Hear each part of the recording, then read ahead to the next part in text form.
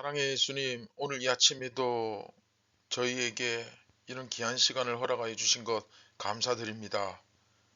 우리가 세상에서 길을 잃지 않고 오늘도 예수님을 온전히 바라보며 말씀과 기도 가운데 그 주님과 성령으로 말미암아 온전히 연합하여 함께 동행하는 하루가 되게 하여 주시고, 또한 우리가 교만과 어리석음에 빠지지 않도록 우리를 깨닫게 하시고 진리의 성령님, 주님의 뜻을 분별하여 알게 하여 주시옵소서.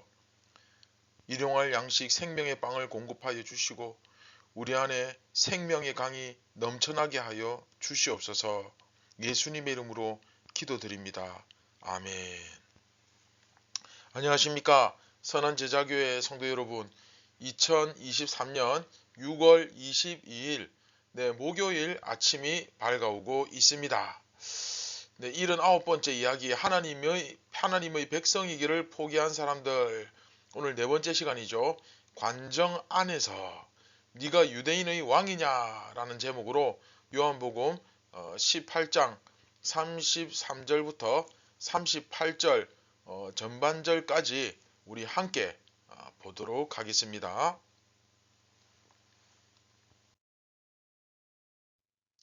이에 빌라도가 다시 관정에 들어가 예수를 불러 이르되 네가 유대인의 왕이냐? 예수께서 대답하시되 이는 네가 스스로 하는 말이냐? 다른 사람들이 나에 대하여 내게 한 말이냐?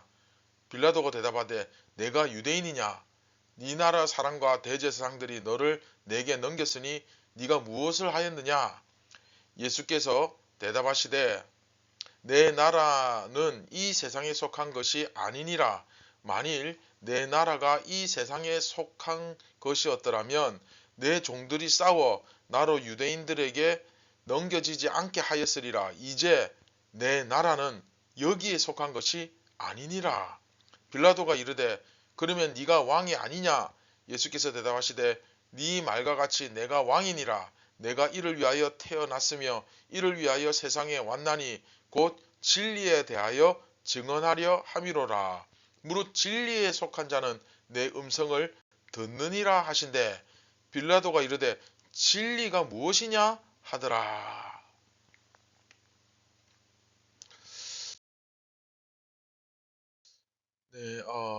빌라도가 이제 관정 안으로 들어가서 예수님을 신문하는데 예수님께 물어봅니다. 그런데 이것은 사실 이제 예수님을 아련하는 것과도 같죠.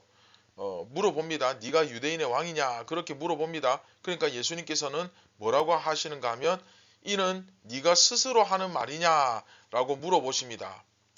예수님이 정말 독특한 말씀으로 되물으시는데 네가 유대인의 왕이라고 부른 거냐? 라고 물어보십니다. 즉 네가 나를 지금 유대인의 왕으로 인정하는 거냐? 이렇게 물어보시는 거죠. 그런데 이제 37절에 보시면 다시 빌라도가 그러면 네가 왕이 아니냐? 이렇게 묻는데 예수님께서 네 말과 같이 내가 왕이니라 이렇게 번역되어 있는데 이제 이렇게 번역하니까 이제 문맥상 흐름이 좀 안 맞죠. 이걸 원문으로 번역하면 사실 이렇게도 번역이 가능하죠. 내가 왕이라고 네가 말했다. 이렇게 번역하는 것이 사실은 맞죠.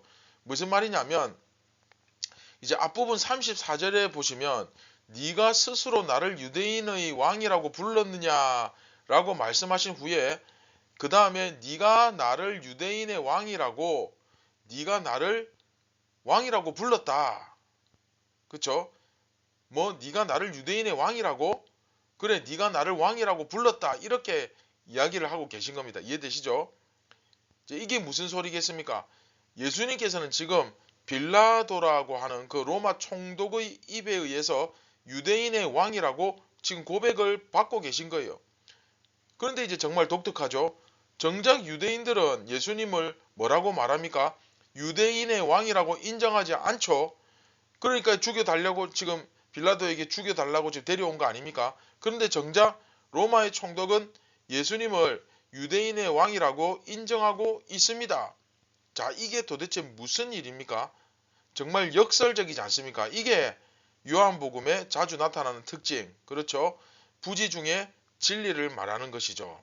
그러니까 빌라도는 지금 부지 중에 예수님을 유대인의 왕이라고 고백하고 있고, 또한 대제사장과 그 무리들은 부지 중에 예수님의 왕되심을 인정하지 않음으로 인해서 우리 유대인들은 로마의 속국 로마의 속국 정도가 아니라 그냥 아예 로마에 흡수되어 버린 자들이다. 우리는 더 이상 그 하나님의 백성이라는 그 나라라고 하는 그 타이틀, 그것을 이루고 있는 자들이 아니다라고 고백해 버리는 그런 일이 벌어진 겁니다.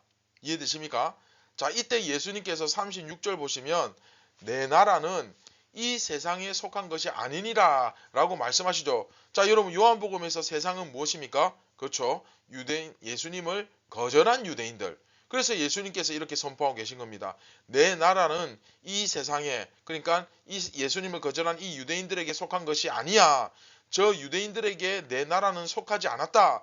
만일 내 나라가 이 세상에 속한 것이었더라면, 저자들과 함께 속한 것이었다면 내 종들이 싸워서, 종들이 누굽니까? 제자들이죠.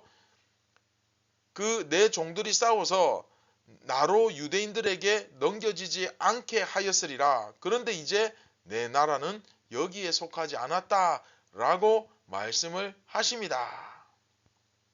자, 왜 예수님의 말씀이 여기에 인용되어 있을까요? 여기에 나타났을까요? 자, 저자 요한이, 자, 너희들 대제사장과 저 무리들이 하는 말 들었지?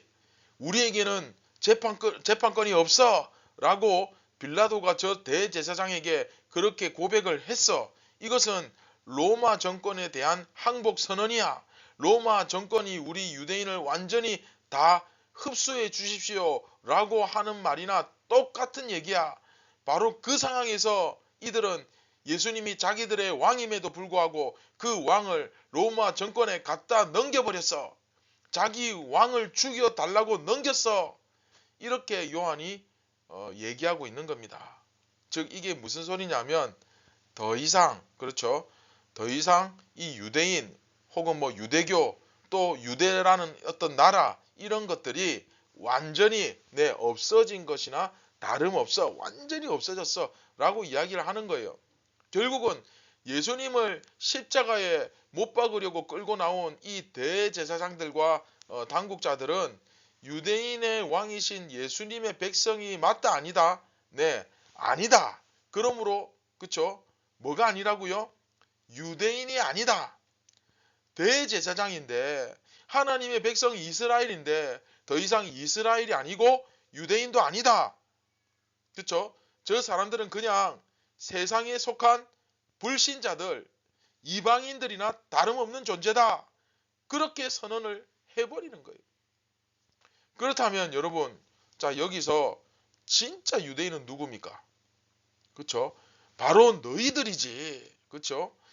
요한복음을 읽고 있는 이 성도들, 초대교회의 이 성도들, 교회에 속한 이 유대인들이 진짜 유대인이고, 저 예수님을 팔아먹고 예수님을 십자가에 달리게 했던 저 대제사장을 비롯한 사내들인 공의회, 바리새인, 서기관, 저들은 전부 다 실제로는 유대인이 아니다.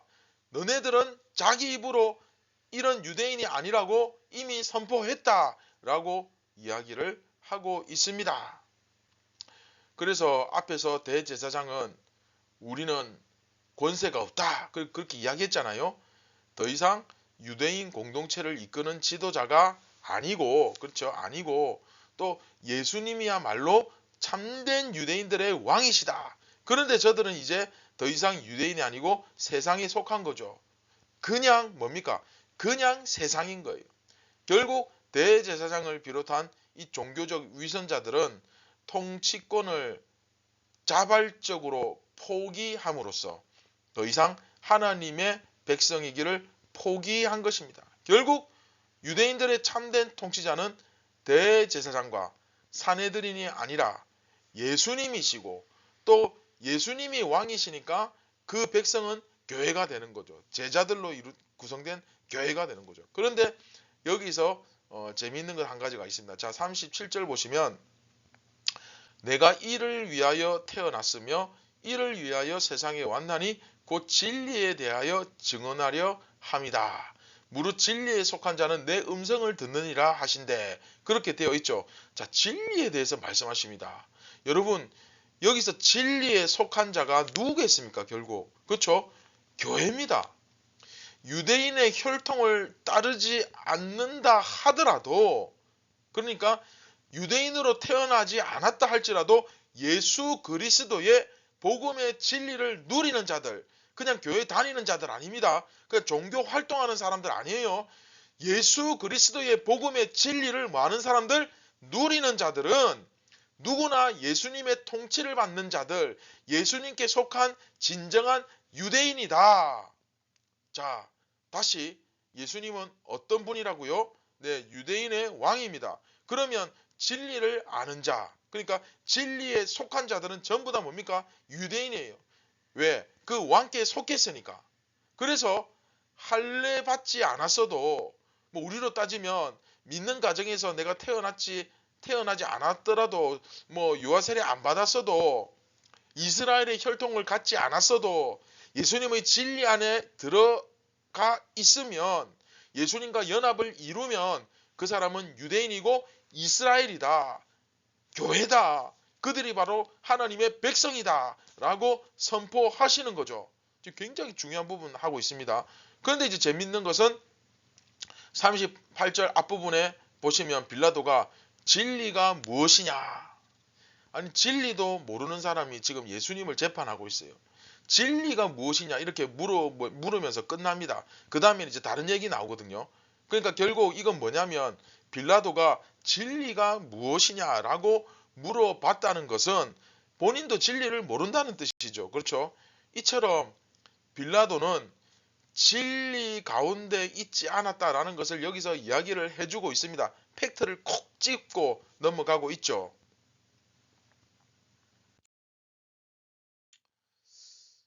자, 말씀을 맺도록 하겠습니다. 오늘 본문에서 네가 유대인의 왕이냐 하는 문제가 이제 딱 제시되었고, 이 문제로 인해 로마 총독은 자기 입으로 예수님을 유대인의 왕으로 인정했고, 그렇죠? 반대로 정작 인정해야 할 이 유대인의 당국자들, 즉 대제사장과 그 무리들은 인정하지 않고, 그렇죠? 인정하지 않고 있죠. 한 걸음 더 나가서 어떡합니까? 자기들이 유대인인 것을 포기하고 있고, 이로 인해 참 유대인, 그렇죠? 진짜 유대인이 누구냐 하는 문제까지 이르렀습니다. 도달했죠. 여러분, 참된 유대인, 그러니까 유대인의 참된 왕, 그렇죠? 그 유대인의 참된 왕이 예수님이죠. 그러면 참된 유대인, 그 왕의 백성들은 누구입니까? 한마디로 말하면, 그렇죠? 교회에 속한 자들이죠. 교회에 속한 자들은 그럼 어떤 자들인가? 자, 여기서부터 굉장히 중요합니다. 교회에 속한 자들은 어떤 자들인가? 다르게 표현하면, 자, 여러분, 교회에 속한 자라는 것은 결국 어떤 사람이 교인이 되느냐, 그 문제잖아요. 그렇죠? 여러분, 믿는 집에서 태어나면 자동으로 교인이 됩니까? 아니죠. 그러면 믿는 집안에서 태어나, 그렇죠? 내가 유아 세례를 받았다 할지라도 자기가 커서 자기 입으로 예수님을 주로 고백하고 입교를 해야 정식 교인이 되잖아요. 그렇죠? 이건 뭐 상식입니다. 그러면 내 아버지가 뭐 심지어 목사, 장로, 뭐 교회의 중직자, 직분자라고 해서 나도 뭐 자동으로 그냥 교인이 되느냐? 절대 그렇지 않죠. 심지어 내가 아무리 교회에 열심히 출석하는 그런 출석 교인이라 할지라도, 그렇죠? 교회에서 아무리 내가 열심히 봉사하고 수고할지라도 그렇다고 그게 교인이 되는 건 아니죠. 굉장히 큰 착각입니다. 그러면 어떻게 해야 교인이 됩니까? 오늘 말씀을 빌리자면 누가 진짜 유대인, 즉 교회에 속한 자입니까? 그것은 바로 진리 안에 속한 자. 그렇죠? 굉장히 중요합니다.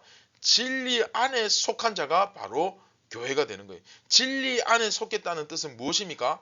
진리가 바로 예수님이죠. 그러면 자, 말씀이 육신이 되어 우리 가운데 거하시는 분, 바로 예수 그리스도죠.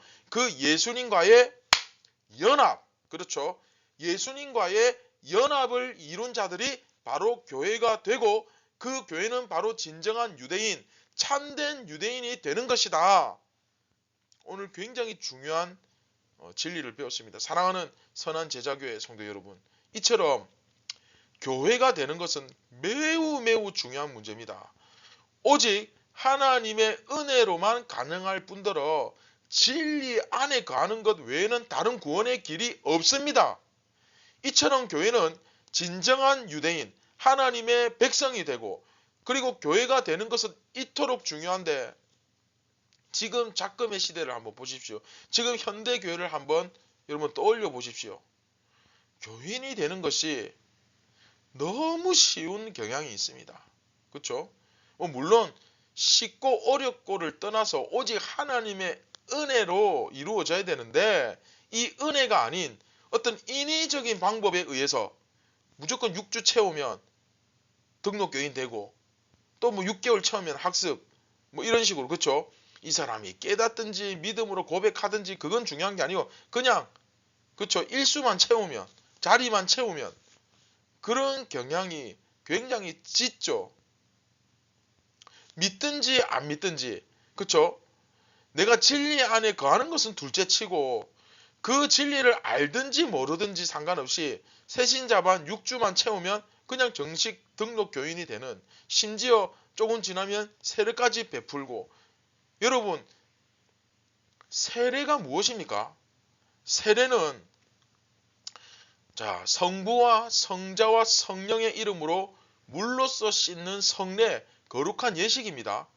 이렇게 함으로써 우리가 예수 그리스도에게 접붙여짐, 그렇죠? 이 연합과 은혜 언약의 모든 그 언덕에 참여함과 우리가 주님의 소유가 되기로 약속함을 표하며 실제로 인치는 거룩한 예식, 인치는 것입니다. 그냥 입으로만 예수님을 나의 주, 나의 하나님으로 고백하는 정도가 아니라 실제로 세례를 통해서 그 믿음의 표, 증거를 삼는 거죠. 따라서 굉장히 중요합니다. 세례를 베풀 수 있는 사람은 어떠한 경우를 막론하고도 예수님에 대한 믿음과 순종을 고백하기 전까지는 결코 베풀어서는 안 됩니다. 그 어느 누구에게라도. 이게 여러분 제 얘기가 아니라 교회 헌법 제2부 표준 제5장 성례에 정확하게 다 나오는 내용입니다. 그런데 심지어 이런 고백, 이런 믿음에 대한, 그쵸, 이해, 이런 것들이 전혀 수반되지 않는 상태에서 심지어 직분까지 받게 되는 이런 어처구니 없는 일들이 안 일어난다고 누가 감히 이야기하겠습니까? 사랑하는 선한 제자교회 성도 여러분, 이런 고귀한 하나님의 백성이라는 신분과 지위가 어떻게 해서 얻어집니까? 이것은 우리가 이제 다음 이 시간에 좀 더 자세히 다루겠지만 우리가 한 가지 분명히 생각하고 기억해야 될 것은 이게 결코 그냥 얻어지는 것이 아니라 오직 하나님의 은혜로만 가능한 유일한 구원의 일이라는 거예요. 구원의 길이라는 거예요. 이게 인위적으로 조작한다고, 그렇죠? 그렇게 될 수 있는 게 아니에요. 억지로 그냥 그렇게 될 수 있는 게 문제가 아닙니다. 그냥 내가 교회 몇 주 나왔다고, 내가 그냥 교회에서 성경 공부 좀 했다고, 주일 안 빠지고 예배당에 열심히 나와서 예배 드린다고 해서, 또 내 부모가 교회의 직분자라고 해서 내가 믿는 가정에서 태어났다고 해서 아니죠. 오늘 분명히 우리 깨달아야 됩니다. 나는 과연 그냥 내 지식이 아니라, 그냥 종교 활동이 아니라, 말만 번지르르하게 하는 그런 것이 아니라 실제로, 그렇죠? 실제로 나는 과연 예수님을 지금 누구로 알고 고백하고 있는가? 이거 정확하게 알아야 됩니다. 그리고 나는 과연 진리 안에 거하는 예수님과 진정으로 연합된 자인가? 아니면 그냥 종교생활, 껍데기 신앙만 가지고 있는 자인가? 잘 돌아보시고 오늘도 여러분 마음속에 예수님의 영이신 성령님을 정중히 모시고 영접하는 오늘 이 아침이 되길 주님의 이름으로 축원드립니다. 혹은 이미 영접했다면 그 성령님께서 거하시는 몸으로서 성령님이 주체가 되는 그런 삶을 오늘도 살아내기를 주님의 이름으로 축원드립니다. 네, 다 함께 말씀을 기억하시면서 우리 함께 기도하겠습니다. 참 고마우신 예수님, 오늘도 우리가 말씀과 기도 가운데 성령으로 예수님과 연합하여 내가 살아가는 나 주도적인 삶이 아니라 예수님 주도적인 삶을 오늘도 살게 하시며 우리의 육신의 정력과 이생의 안목이 고개를 불쑥 내밀 때마다 그것을 절제하고 인내하며 성령의 능력으로 주님 주시는 믿음과 담대함으로써 그 소욕을 죽이고 성령의 소욕을 쫓아 살아가는 오늘 하루가 되게 하여 주시옵소서. 진정 예수님과 연합된 자로서 살아가는지를 깨달을 수 있도록 성령님 눈을 뜨게 하여 주시옵소서. 예수님의 이름으로 기도드립니다. 아멘.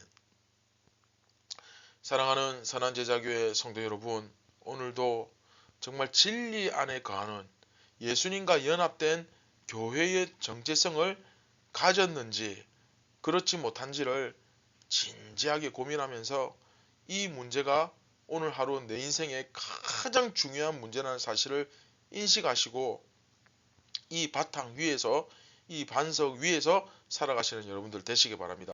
오늘도 예수님 주시는 그 교회의 기쁨과 승리를 누리시기 바랍니다.